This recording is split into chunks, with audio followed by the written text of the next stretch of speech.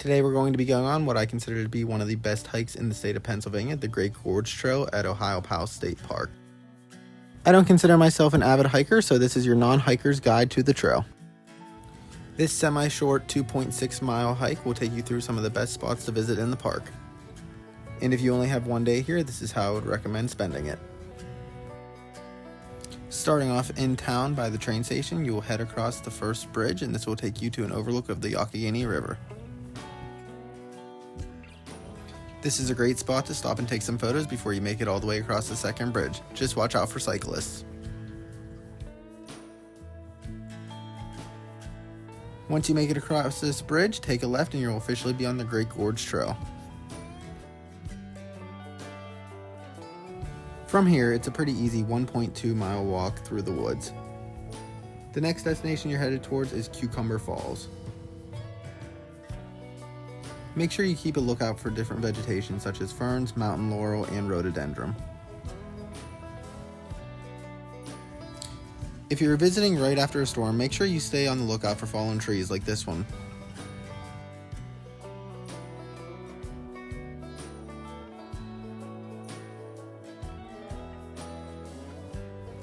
After about a mile, you will reach this bridge, which you're going to want to cross. Take a left from here and you'll be at Cucumber Falls.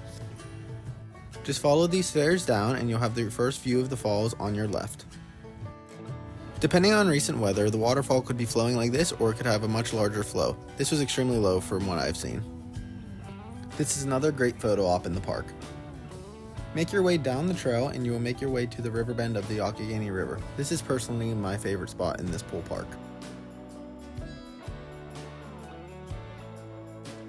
Again, this is a great spot to take some photos, and this is where I've taken some of my favorite photos in Pennsylvania.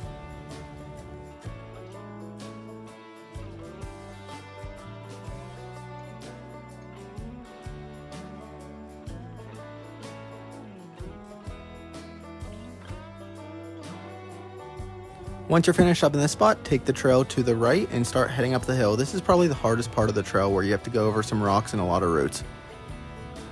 Once you've cleared that, you will make your way along the river.